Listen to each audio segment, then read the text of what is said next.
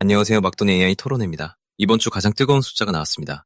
엔비디아가 분기 매출 816억 달러, 전년 대비 85% 성장이라는 또 한 번의 사상 최고 실적을 발표했습니다. 심지어 2분기 가이던스도 시장 예상을 훌쩍 넘어섰고요. 덕분에 코스피도 폭등하는 등 글로벌 시장이 들썩였습니다. 근데요, 저는 오늘 이 숫자가 진짜 지속 가능한 건지 아니면 AI 인프라 투자 버블의 정점을 향해 달려가고 있는 건지를 따져보고 싶습니다. 분석가님부터 시작해 주시죠. 숫자부터 짚어볼게요. 826억 달러면 불과 2년 전 분기 매출이 70억 달러대였던 회사가 맞나 싶을 정도거든요. 연간으로 환산하면 3천억 달러를 넘어서는 속도입니다.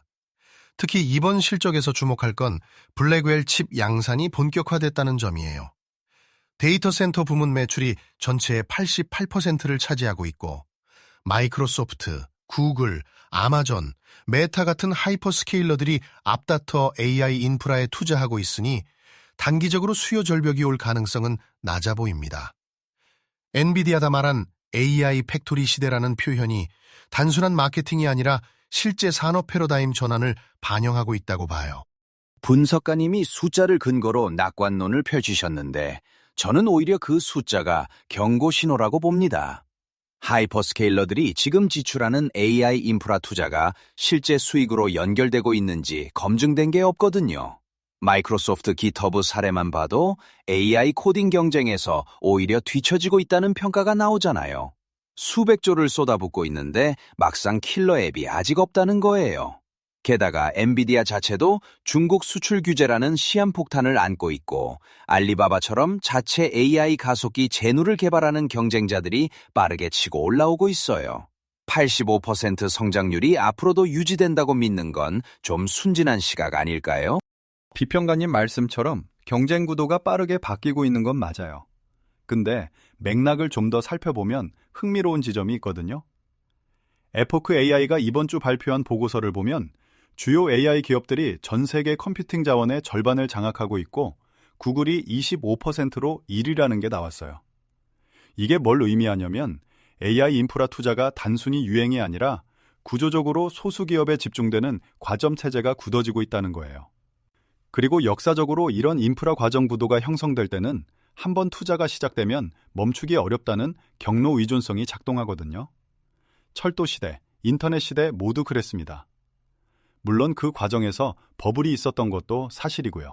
리서처님이 역사적 패턴을 짚어주셨는데 저는 거기서 전략적 시사점을 뽑아보고 싶어요. 지금 투자자 입장에서 핵심 질문은 엔비디아가 버블이냐 아니냐가 아니라 이 사이클에서 누가 진짜 돈을 버는가거든요. 철도 버블 때도 철도 회사들은 망했지만 강철 회사 카네기는 떼돈을 벌었잖아요. 지금 구도에서 보면 엔비디아는 픽앤쇼벨 전략의 완벽한 수혜자예요. 실제로 이번 주 코스피 폭등도 삼성전자 파업 타결과 엔비디아 호실적이 겹치면서 국내 반도체 공급망 전반이 반응한 거거든요. 그러니까 엔비디아 자체보다는 엔비디아 생태계, 즉 HBM 공급사, 전력 인프라, 냉각 시스템 같은 인접 산업을 봐야 한다고 생각합니다. 전략가님 말씀이 맞는 방향이긴 한데 저는 한 가지 수치를 추가하고 싶어요. 엔비디아의 데이터 센터 매출 성장세를 분기별로 추적해보면 사실 성장률 자체는 조금씩 둔화되고 있어요. 1년 전에는 분기 성장률이 200%를 넘었는데 지금은 85%거든요. 물론 절대 금액은 계속 커지고 있지만요. 이건 슈퍼사이클의 끝을 의미한다기보다는 성숙국면 진입 신호로 볼 수 있어요. 성장률 둔화 자체가 문제가 아니라 이후에 실질적인 AI 수익화 모델이 나와줘야 한다는 과제가 남는다는 거죠. 구글 I/O 2026에서 공개된 AI 울트라월, $100 구독 모델 같은 시도가 그 답을 찾는 과정이라고 봅니다. 잠깐만요. 분석가님이 성장률 둔화를 성숙 국면 진입이라고 포장하셨는데 저는 그 표현이 좀 걸립니다. 지금 미국 장기 국채 금리가 폭등하고 원달러 환율이 1,510원을 다시 돌파하는 매크로 환경이 형성되고 있거든요.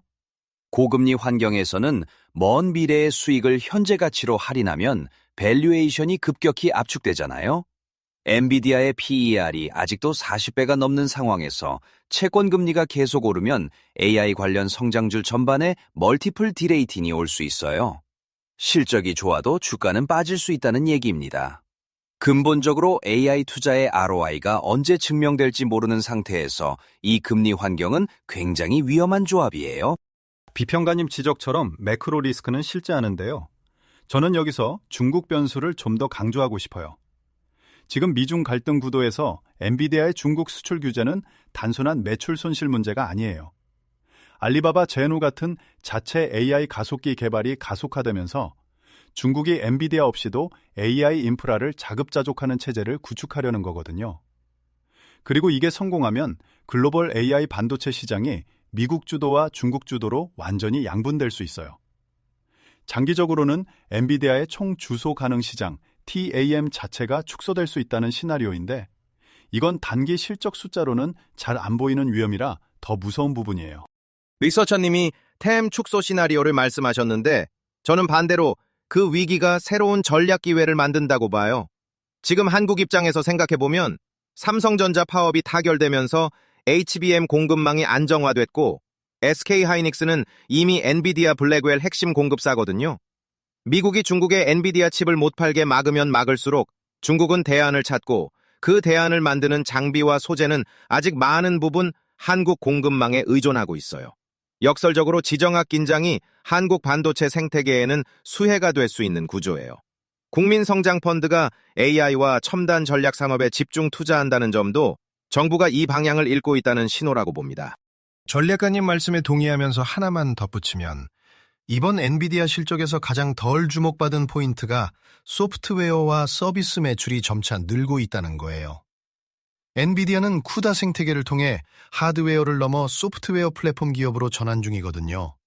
이게 중요한 이유는 하드웨어 경쟁자가 나타나도 소프트웨어 생태계 잠금 효과로 고객을 붙잡을 수 있기 때문이에요. 알리바바가 제누를 만든다고 해도 쿠다 호환 소프트웨어 스택을 단기간에 따라잡기는 어렵거든요. 그런 의미에서 엔비디아의 해자는 칩 자체보다 생태계에 있다는 게 제 분석입니다. 분석가님이 쿠다 생태계를 해자로 보셨는데 저는 그 논리가 한때 인텔에게도 노키아에게도 적용됐다는 걸 기억해야 한다고 봐요. 생태계 잠금 효과는 강력하지만 영원하지 않아요. 더 근본적인 문제를 제기하고 싶은데요. 지금 AI 투자의 진짜 수혜자가 엔비디아라면 그 비용을 누가 내고 있냐는 거예요. 결국 하이퍼스케일러들이 내고 있고 그들은 그 비용을 사용자와 기업 고객에게 전가하고 있어요. 구글 AI 울트라 월 $100, 클로드 코드 월 $200. 이게 과연 대중에게 지속 가능한 가격인가요?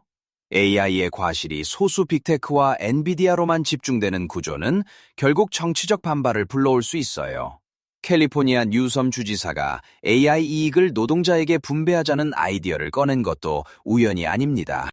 비평가님이 흥미로운 관점을 던져주셨네요. 숫자 논쟁에서 분배 문제로 확장됐는데 이 지점이 사실 AI 슈퍼사이클의 지속 가능성과 직결되는 문제이기도 하죠. 전략가님, 이 분배 문제까지 감안하면 어떤 그림이 나오나요?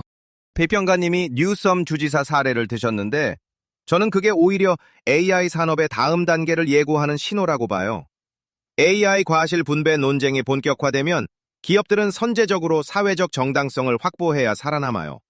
그래서 스포티파이가 유니버설 뮤직과 손잡고 아티스트에게 AI 커버 수익을 나누는 모델을 만든 거잖아요.